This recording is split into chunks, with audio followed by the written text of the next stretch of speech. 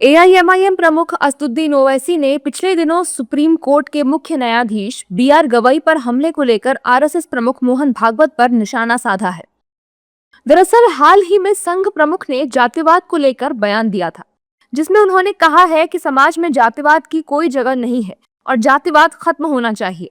मोहन भागवत के इसी बयान को लेकर ओवैसी ने पलटवार करते हुए कहा है कि जब सुप्रीम कोर्ट के एक दलित जज पर हमला किया गया, तब मोहन भागवत चुप क्यों रहे?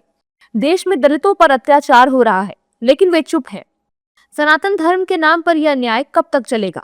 असदुद्दीन ओवैसी के बयान पर सियासी पारा हाई हो गया है। बीजेपी नेताओं ने ओवैसी पर जमकर हमला बोला है और मुस्लिमों को भड़काने का आरोप भी लगाया है।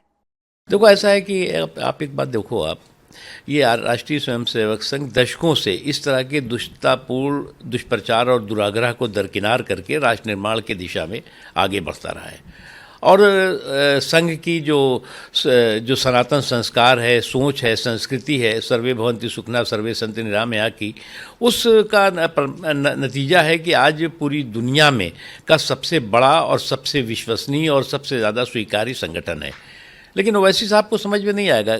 ओवैसी साहब को जो उनकी असहिष्णुता है, उस असहिष्णुता और सांप्रदायिक असहिष्णुता, उसकी सोच सनक और से बाहर निकलना होगा, तब उनको जो है वो समझ में आएगा। देखिए, मोहन भागवत जी एक और बात कहते हैं कि भारत की विविधता ही भारत की पहचान है। अलग अलग धर्मों और संस्कृतियों को साथ लेके चलने की बात भी मोहन भागवत जी करते हैं। ओवैसी की पूरी राजनीति नफ़रत और तुष्टीकरण की केंद्र बिंदु है। ओवैसी तब मुंह नहीं खोलते हैं जब उन्हें लगता है कि उनके ऊपर किसी तरह की कोई सवाल करे तो उनका मुंह बिल्कुल बंद हो जाता है। हालांकि ओवैसी के इस बयान पर समाजवादी पार्टी के नेताओं ने भी अपनी प्रतिक्रिया जाहिर की है। इस दौरान उन्होंने कहा है कि बीजेपी सरकार में दलितों पर अत्याचार हो रहे हैं, लेकिन ओवैसी भी उनसे मिले हुए हैं। देखिए, संविधान ने हमारे जात पात को ख़त्म किया है। बीइंग ए इंडियन, भारत देश का वासी होना ये सबसे अहम है और यही सारे हुकूक जो सिटीज़न ऑफ इंडिया के राइट्स हैं सारे, वो उसको लागू होते हैं और सबको एक दूसरे का सम्मान करना चाहिए।